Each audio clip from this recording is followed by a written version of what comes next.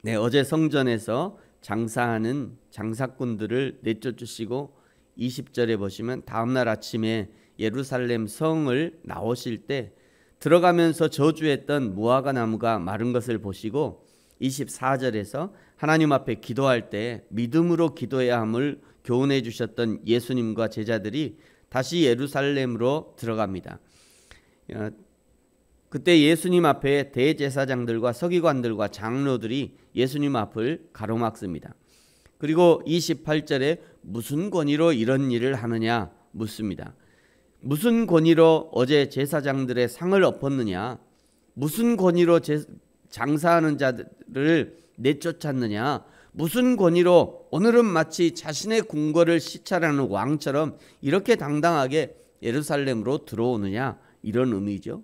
대제사장들과 서기관들 그리고 장로들이 예수님께 질문하는 것은 정말 그 대답을 듣기 위해서가 아니라 예수님을 올무에 걸리게 하기 위한 질문이었습니다.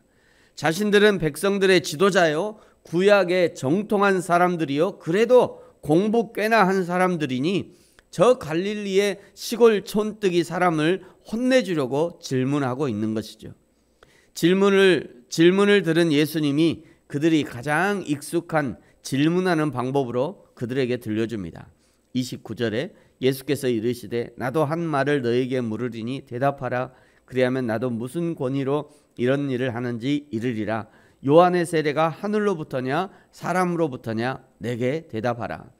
무슨 권세로 이런 일을 하느냐 묻는 대제사장과 서기관, 장로들에게 오히려 반대로 예수님이 요한이 베푼 세례의 권위를 묻는 이유는 그들이 선지자로 믿는 요한의 권위가 만약 하늘로부터다라고 말하면 예수님께서 요한에게 세례를 받으실 때 이는 내 사랑하는 아들이요 내 기뻐하는 자라고 했던 그 소리가 예수 그리스도의 정체를 드러내는 참 하나님의 말씀이었다는 것을 말하고 싶었던 것입니다. 저와 여러분은 예수님의 권위를 어떻게 인정하십니까? 예수님을 교회의 머리요 교회의 주인으로 인정하십니까? 그것을 인정하니까 함께 모이는 이 공동체 모임에 나오는 것이죠. 예수님을 교회의 머리요 주인으로 인정하니까 자기의 시간과 물질과 재능으로 몸으로 헌신하는 것이죠. 예수 그리스도가 교회의 머리요 주인이심을 참으로 인정하는 사람은 겸손하지 않을 수 없고 낮아지지 않을 수 없고 형제와 자매를 사랑하지 않을 수 없는 것입니다. 교회가 마치 자신의 교회인 양 교회에서 권세를 부리고 성도들에게 헌신을 강요하고 나를 섬기는 것이 곧 하나님을 섬기는 것이다 말하는 이단 사이비와 같은 것은 그가 교회의 주인 되시는 예수 그리스도를 바로 알지 못한다는 증거일 것입니다. 세례 요한의 권위를 묻는 예수님의 의도를 깨닫게 된 대제사장과 서기관, 장로들이 진퇴양난에 빠지게 되었습니다.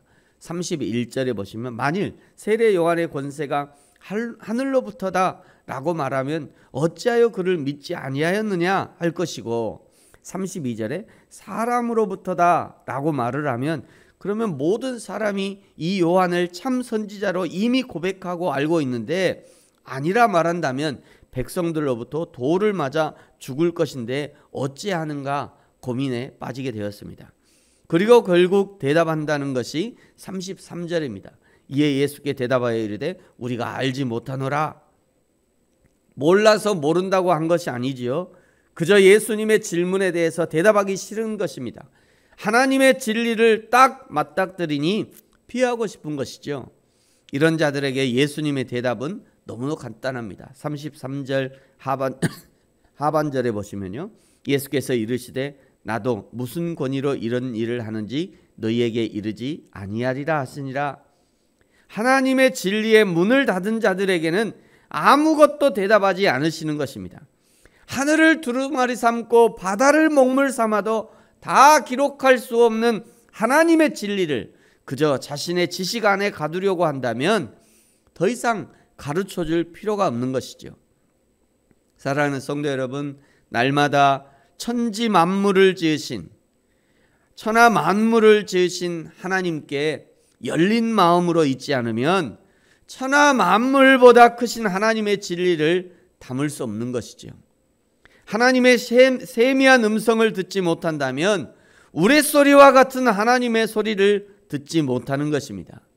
이 성경 66권이라는 작은 책 속에서 하나님을 찾을 수 없다면 어떻게 광대한 우주 속에서 하나님을 찾을 수 있겠습니까? 고난주간을 영어로 하면 패션 위크 이렇게 읽습니다. 패션 위크. 패션은 순환, 고난이라는 의미도 있지만 열정이라는 의미도 있습니다. 그러므로 고난주간은 열정주간이다 이렇게 번역해도 틀리지 않습니다. 예수님이 왜 이렇게 십자가를 향해서 열정을 쏟으신 것입니까? 사실은 한 사람 구원하기 위해서 십자가를 향해서 열정적으로 행하고 계시는 것이죠. 그렇다면 오늘 고난주간을 보내고 있는 우리의 열정도 바로 한 영혼을 향한 열정이 있어야 하는 것입니다. 저와 여러분이 예수님처럼 우리에게 주신 십자가를 감당할 뿐 아니라 열정적으로 복음 증거의 사명을 감당하는 저와 여러분이 되어지기를 예수님의 이름으로 축복합니다. 기도하겠습니다. 하나님 아버지 감사합니다. 예수님은 맡겨진 사명을 감당하기 위해 새벽 아침 시간부터 하나님께 기도하고 한치의 빈틈도 없이 사명을 감당하고 그리고 묵묵히 인류 구원을 위한 십자가를 향해 걸어가셨던 것처럼 오늘 우리도 나에게 맡겨진 사명 감당하게 하시고 주님과 함께 맡겨진 십자가 감당케 하여 주옵소서. 그리하여 주님의 다시 오심을 준비하는 저와 우리 모든 성도들 되게 하여 주옵소서. 감사합니다. 예수님의 이름으로 기도합니다. 아멘.